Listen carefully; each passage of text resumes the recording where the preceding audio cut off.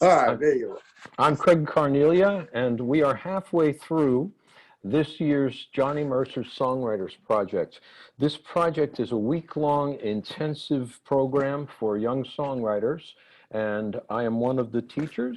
The project is under the auspices of the Johnny Mercer Foundation and Northwestern University. I'm here today because we can't be in person. I'm here today on Zoom, interviewing the great Alan Bergman. Oh, All of your lives, you songwriters have heard the phrase, the Bergmans. Well, one of the Bergmans is Alan Bergman, and the other is Marilyn Bergman, his wife. yes. They are world famous lyricists. They have written many of the world's great songs over the past 50 years. My favorites of theirs are The Windmills of Your Mind and What Are You Doing the Rest of Your Life and The Way We Were. They also wrote the score for the film Yentl, and they wrote the score for the Broadway musical Ballroom with Billy Goldenberg. They are world class, and I'm thrilled to have Alan here today because Alan, Alan, we're busy all week mentoring young students, young songwriters, and I know that when you were a young songwriter, you were mentored by Johnny Mercer, who is the namesake Yes. of this program. Would you tell us about Johnny and what it was like to be mentored by him and what you learned from him?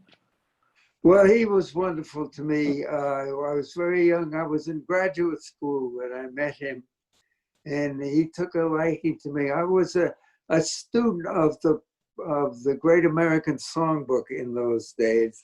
I knew every song, who the lyricist was, who the composer was, and I listened. I didn't have enough money when I was a kid. I'd sneak into Broadway shows after the intermission. Now, if I get to Broadway, it's the other way. I Uh-huh. see a first act, he was absolutely wonderful to me. He taught me many things, and oddly enough, I started out writing both music and lyrics, and I have 3 songs that I wrote the music and Johnny wrote the lyrics. Wow. Yeah, it's a while. It's a while. What are they? Huh? Have we ever heard them? Well, in 1954, I was during his mentoring period with me. There was an ad in the paper from some producers who were doing a review at the Las Palmas Theater, which was a theater still, I think, exists in Hollywood. He said to me, "Why don't we write a song or two for this review?" He said, "Do you have any ideas?" So I said, "Well, John, it's about the 5th year that television was taking over the living rooms of the people, our audience." I said, "Yeah." I said, "And nobody's talking to each other." I said, "The art of conversation is declined." He said, "I love that. Now here's the way we'll write it." And he said, "You write me a melody with a lot of notes." He said, "That's the first chorus." He said, "But the second chorus is you write the melody so that half of that melody will work. And then he said, the third chorus will be half of that, so that the conversation was getting less and less." Wow. That was his idea. Wow. And we did that, and we wrote it, and they put it in the show.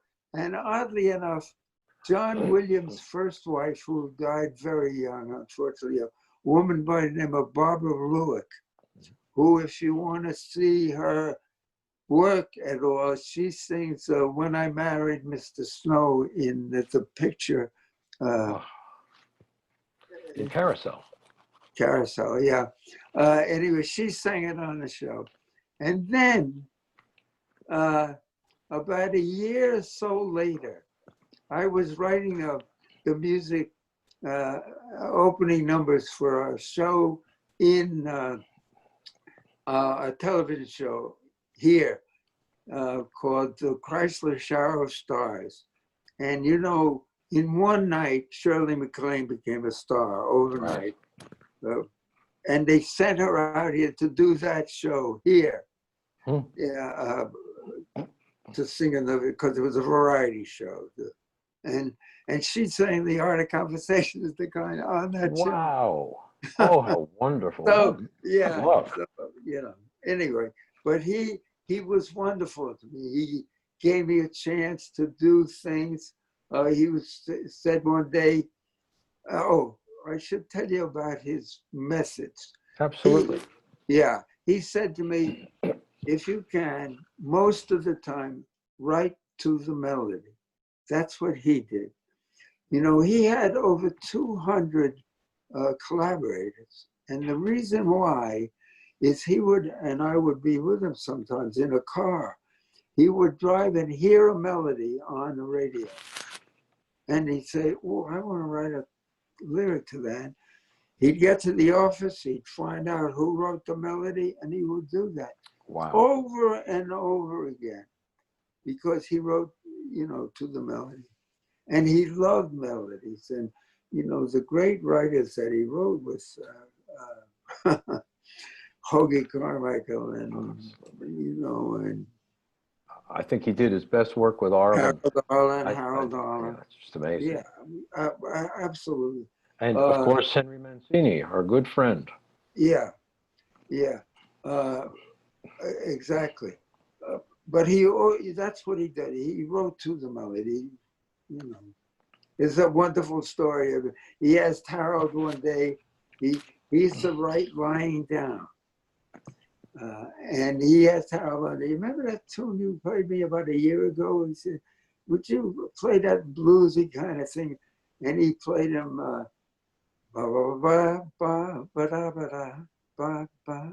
Wow. And so Johnny said, yeah, that's the one. Just pause a moment, Alan. Yeah. Students, do you know that song? Alan's going to sing it for you now. So he said, and then Johnny said, you gotta accentuate the positive, eliminate the negative, latch on to the affirmative, don't mess with mystery in between. And he sang the whole song. He had written it. Really? Yeah. Wow. He had been thinking about it, you know. But he said, try and write to them. You know, and with me, he did some wonderful things. He was doing an album. You know, he had a great deal to do with Capitol Records. Absolutely. He was one of the organizers.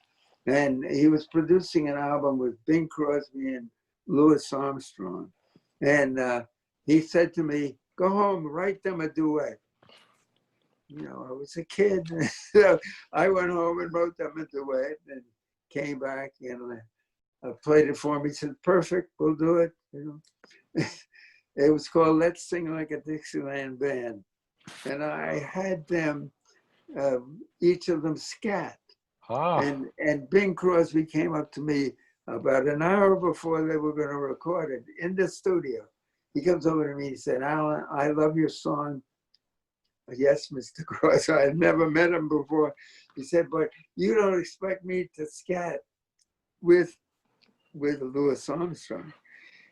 He said, could you rewrite a little so I don't have to scat at all? Oh. And what's going through my mind is that they're going to record it, and then, you know, what are you going to do? And Johnny saw the sweat and came over to me and said, welcome to show business, kid. And I went over, you know, fixed it so he would not. But he was so good to me, you know, over the years. I don't think you know this about me, Craig, but after graduate school, I didn't have any money, and I had gophered. This is too much about me and not about Johnny, but I had gophered for a radio producer who became the vice president of the biggest owned and operated television station of the CBS network.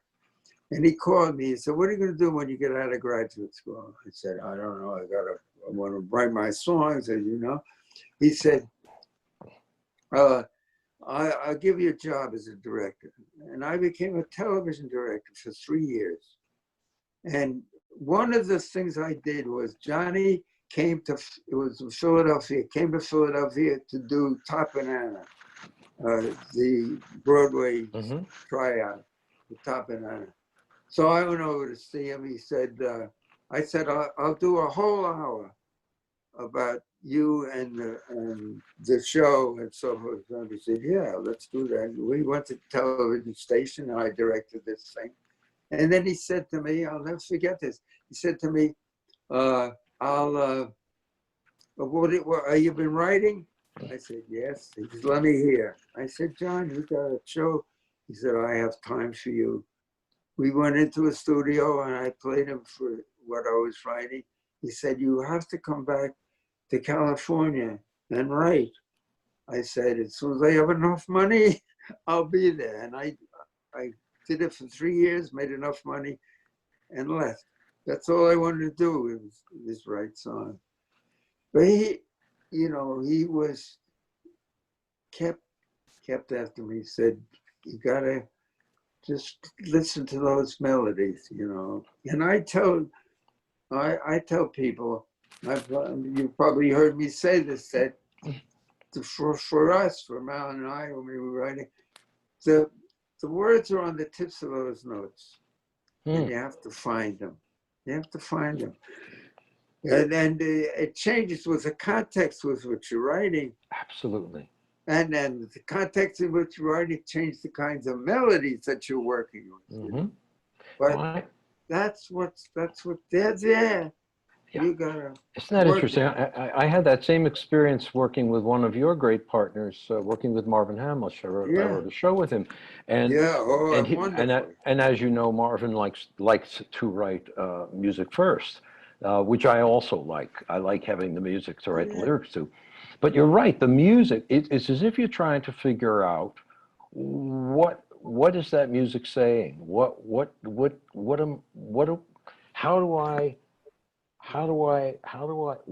does that music want me to say? The music is telling you things, and sometimes it takes a long time, but it will tell you what to do. Absolutely. No, go ahead. Do you always work music first? Yes. I know you like to work. Well, no, but sometimes, like with Michel, except every once in a while, we would say to him, what happens if the first line is, what are you doing the rest of your life? And I must tell you that he said, I like that. And however long it takes to sing that song, that's how long it took him to write the melody. That's amazing. The fingers never left the keyboard. He said to Marilyn and I, you mean like that? We said exactly like that. I said, play it again. He said, I don't know but I had the tape recorder going. So, you know, no, he liked that. And every once in a while, we gave him, how do you keep the music playing? We gave him that line. That's all. That's all. But he would prefer windmills. We didn't change a dot. Right. You know, we didn't. And the hardest thing in windmills was the first word. Because if you get because it's all by itself.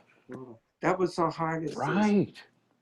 But luckily, in the writing of windmills, the director was a wonderful director who knew about music and what thing.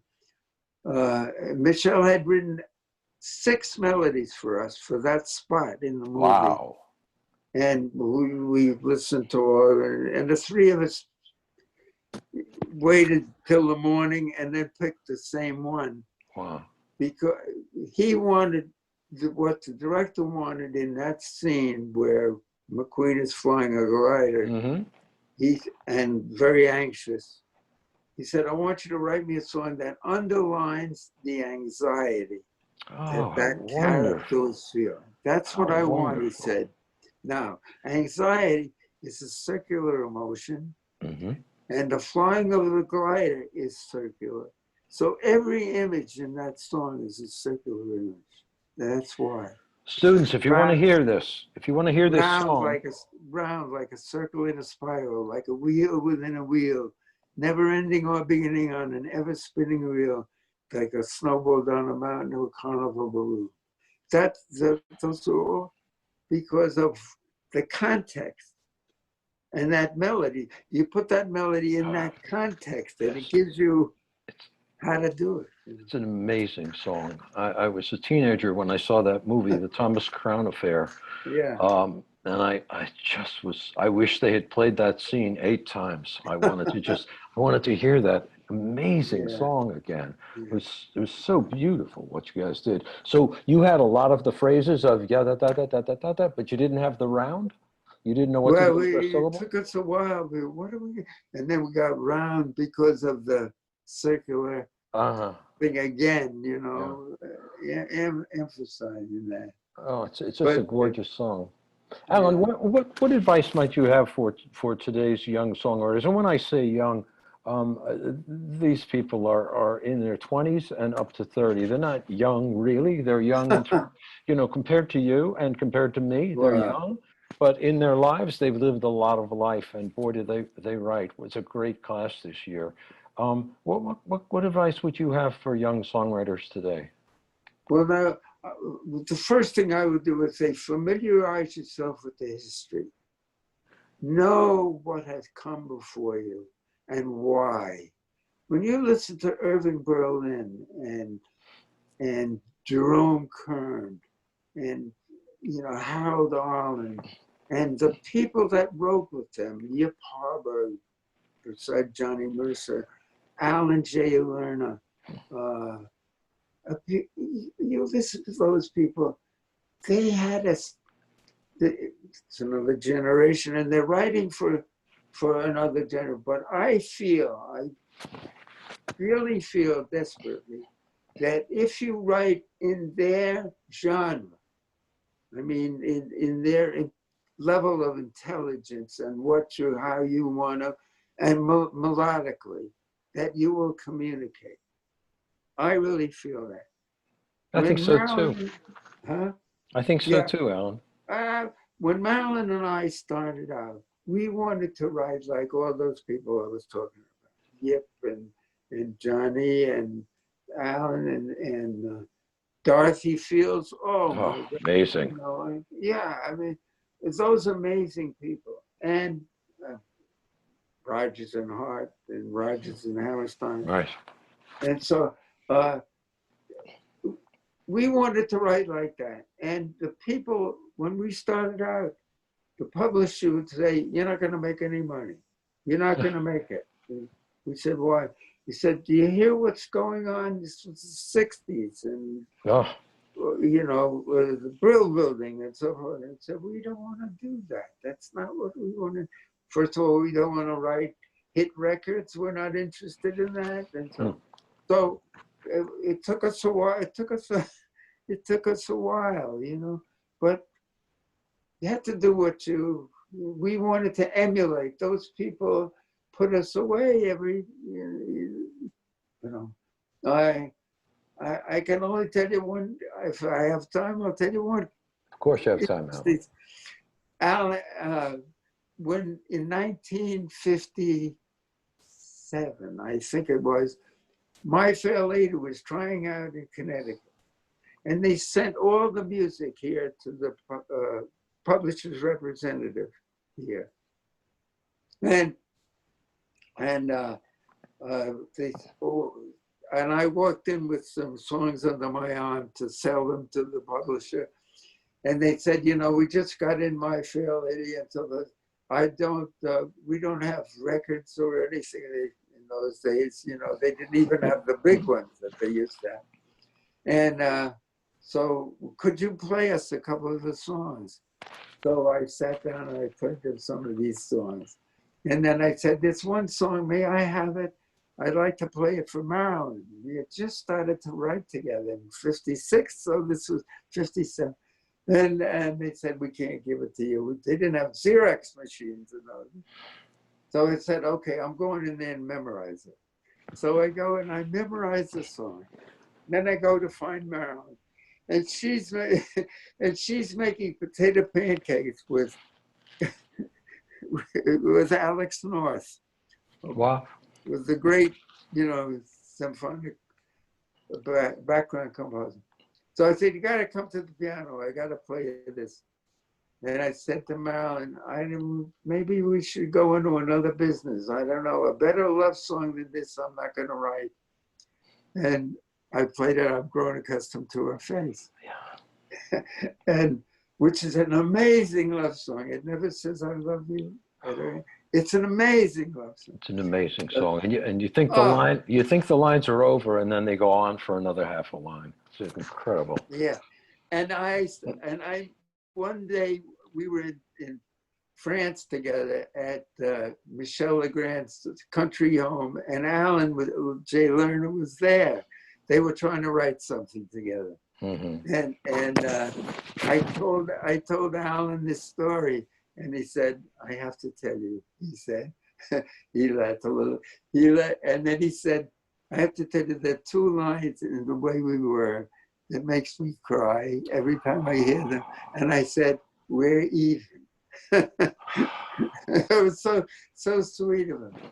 But you have to know the literature. The literature is so important. You have to know where you've been before you going there, wherever you're going. And don't be afraid. Well, Johnny used to say to me, if you get something offered or something, don't be afraid to say no. Interesting. That is interesting. Yeah, don't be afraid to say. And there are also, I learned some wonderful things from a friend of mine. A friend of his was Leo Robin. Yeah. And people don't know how wonderful. No. The people don't know that he wrote "Diamonds Are a Girl's Best Friend." That's a name. Music. Yeah. No, that's a name people don't know. And so many great songs. Yeah. Thanks for the memory, and and he was a wonderful man, a lovely man. But you have to know that history. Those people, and I believe that you can reach people with what those songs say today. Because for me today, this melody is. I don't hear the melody. I don't. I've actually been hearing a lot of melody this week. Oh, good. People are writing melody. The things that are most popular right now tend to have more rhythm than melody. But there's these writers I'm working with this week. Melody is pouring out of them. Great.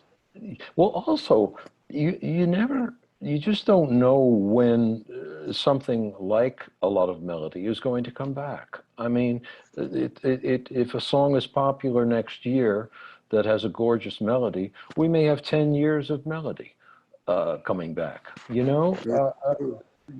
now it seems to be swinging in that other direction. But the songs you're talking about, the great songs, the ones you learned from, the qualities that are with us all week that we're trying to that we attempt to have in our own work, and that we are attempting to teach, the combination of originality and clarity, that you're saying something that everybody knows but nobody said that way before, and you're saying it clearly, and you don't have to be tricky as long as you're saying something that no one's ever said before. That's surprising. Exactly. And in fact, if you look at the things you love in other people's writing, it's very often those things that sound like they always have been there, but nobody said them before. In that way, yes. Yeah. No. Yeah. Look, Johnny was famous for that. I mean, it's quarter to three. No one in the place except you and me. I mean, that sounds like it's always been there. Well, it wasn't there until Johnny put it there. And something's interesting that Johnny did was, if there wasn't a word for it, he made up the word. That's true. You know, my huckleberry friend, for Well, instance. he seems to have gotten that from Yip, from E.Y. Yeah, Herberg, yeah, you know, who was yep, famous for exactly, making up words. exactly. And I also then, heard I also heard that there were people who tried to talk Johnny out of that phrase, "my huckleberry friend," in Moon really, River. Well, of course, because it came out of left field. What's the line? What does that line mean to you, Alan? My huckleberry friend. oh, my friend for being a kid. And to me, it equates Huckleberry Finn with the river itself. Well, yeah, with the kid. Well, the Huckleberry Finn is a, Right. I mean, yeah, absolutely. And he his, you know, he loved birds. Wrote a lot of songs right. Skylark. Wow. like Bob White and Uh-huh. all kind. And but you know, when you talk about Moon River, you know that there are two great, wonderful songs from pictures that they didn't want to keep in the movie. Moon River was one they wanted to take out, and Over the Rainbow. I've heard about Over the Rainbow. I didn't hear about Moon River. Wow. Yeah, and Audrey Hepburn said, "That goes, I go." You know, she knew that. But those men, Yip and Johnny, and there's a gift of lyric, not only gift of language, but a gift of the lyric. You know, the marvelous, marvelous.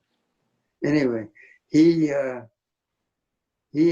and as I say, I had two people who really, Johnny was more important to me than Leo, because Leo had a tragic life.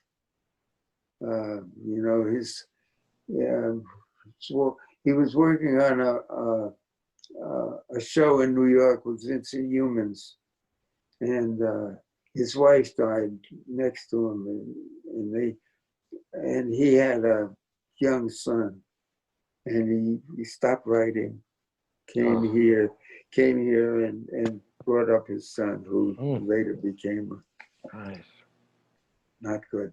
But he was the sweetest man. But Johnny, I can't say enough about him. You know,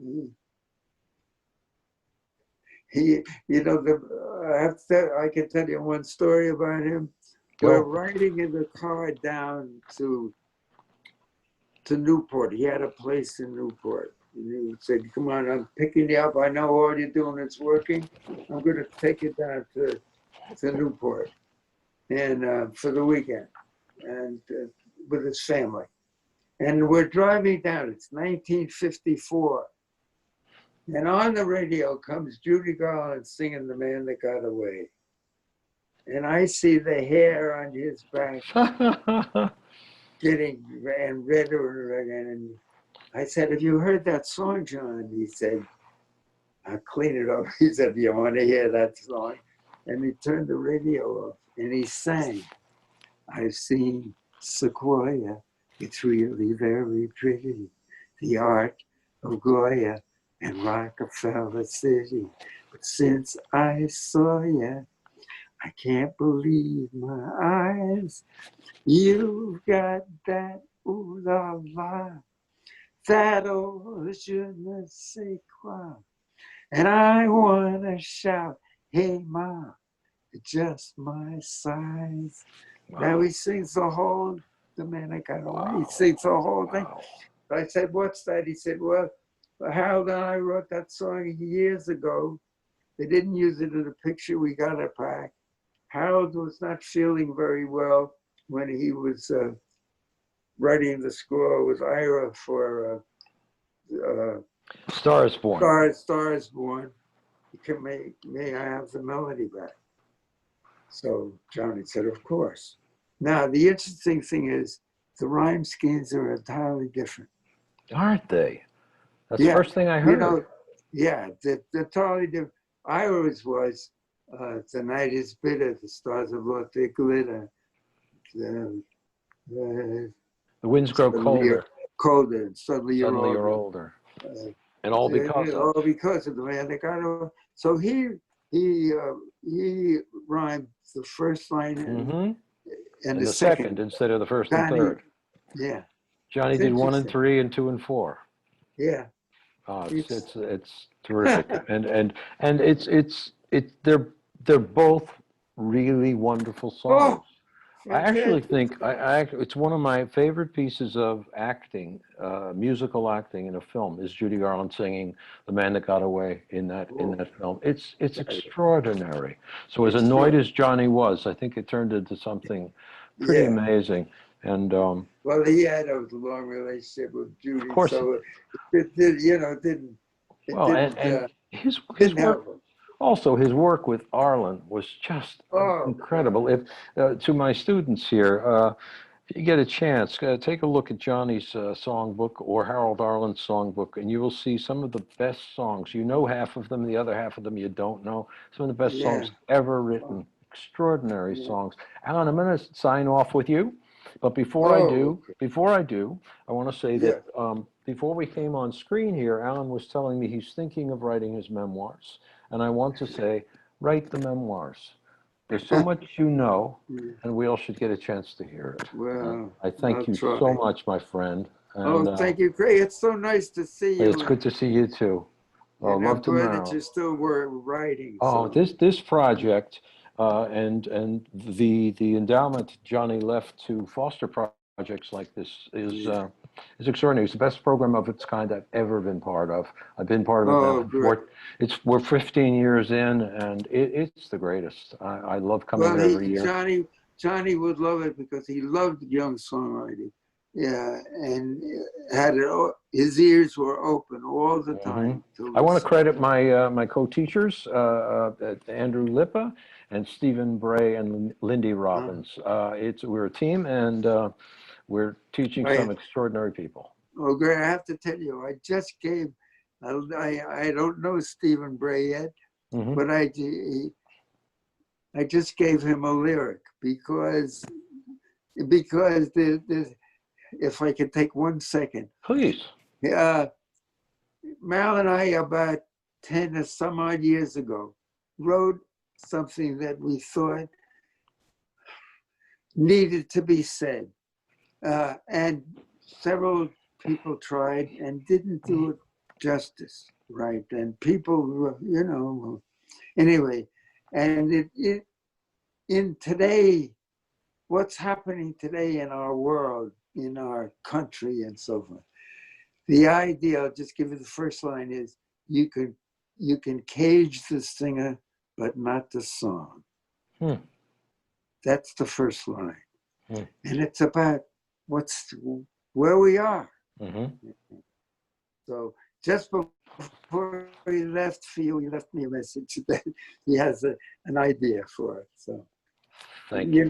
Thank you. Michael Kirko put us together. Oh, that's great. And also, I want to tell you all that Alan told me before we came on that he writes every day. Keep writing, Alan. Keep writing, buddy. Thank you for your time. You too, and keep doing what you're doing. Thank you, sir. Bye. Thank you.